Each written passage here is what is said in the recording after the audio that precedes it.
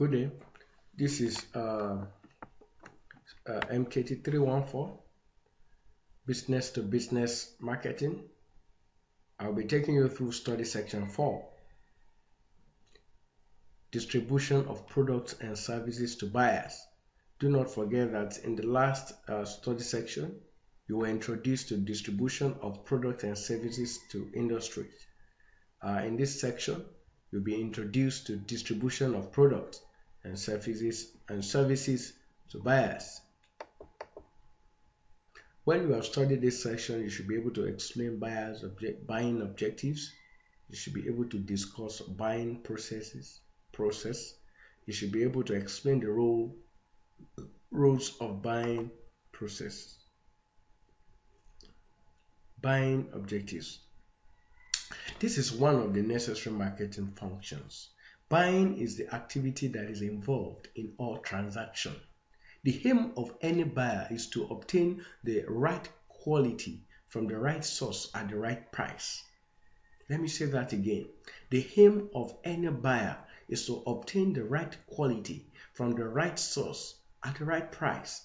This is a set of objectives that is difficult to adhere to because the activities listed, as I mentioned now, have conflicting outcomes.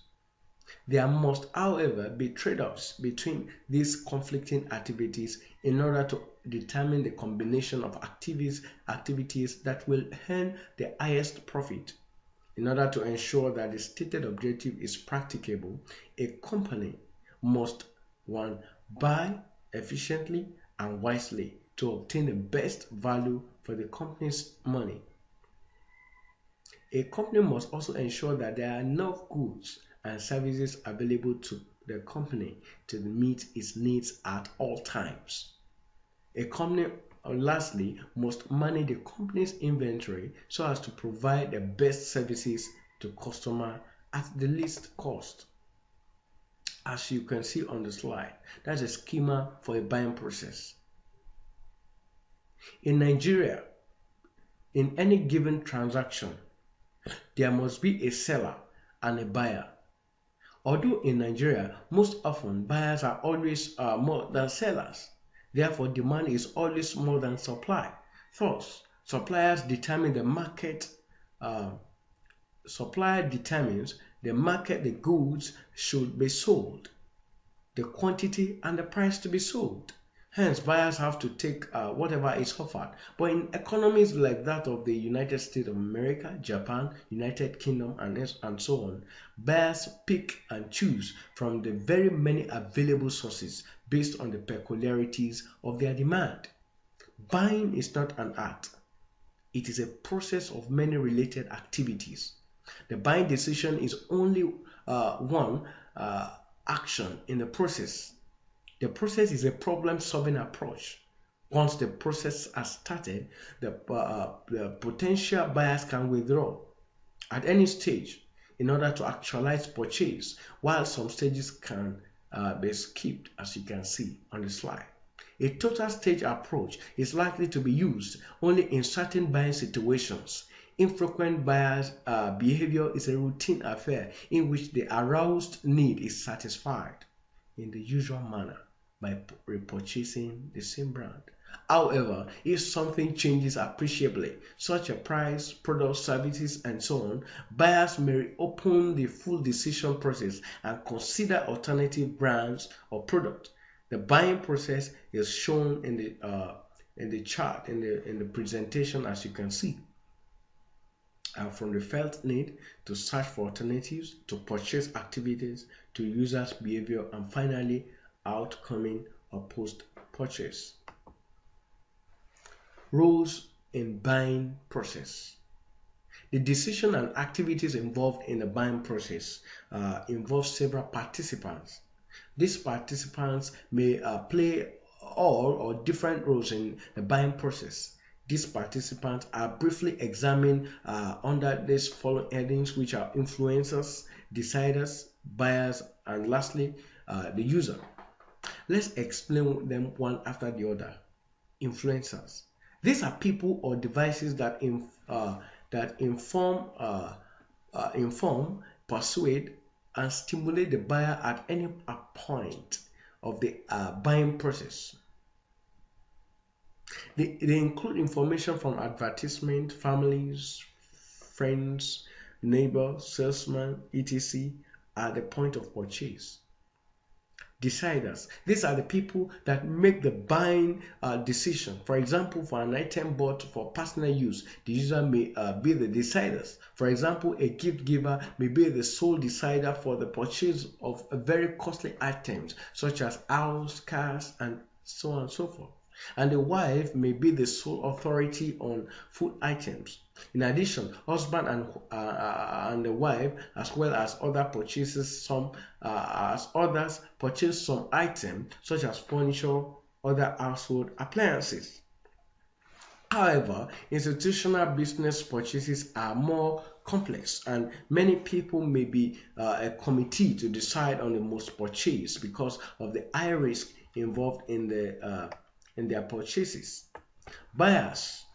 These are the people that make the actual purchases.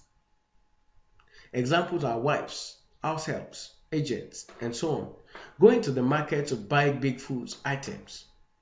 For institutional and buying purchases, this will involve purchasing officers, committees, and so on and so on and so forth. Let's talk about the last in the list, which is the user.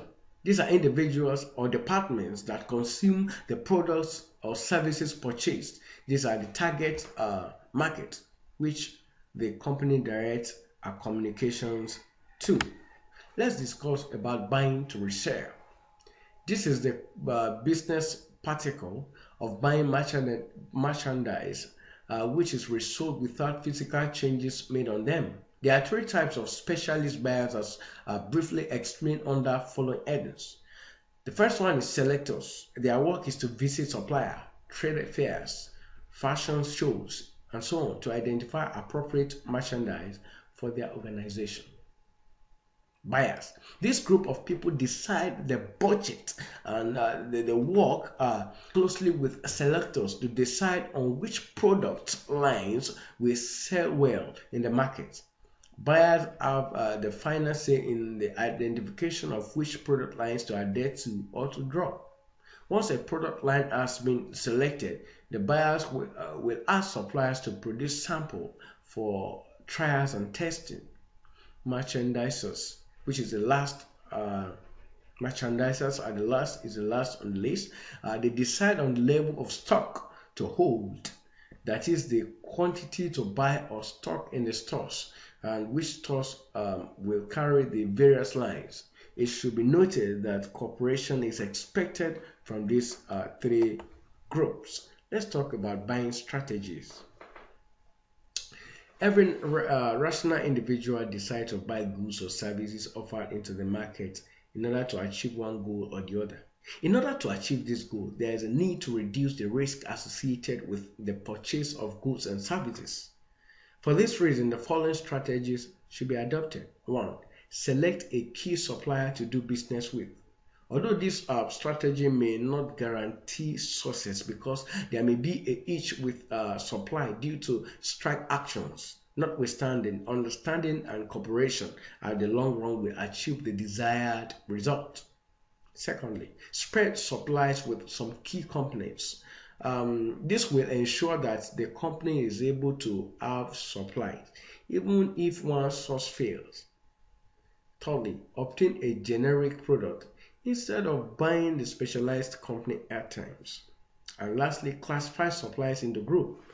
Some suppliers can be strategic because of their leadership position.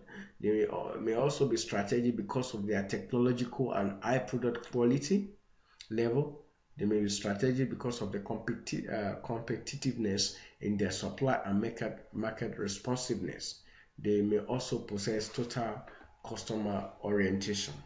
So I hope you have been exposed to some things under this topic. Thanks for listening.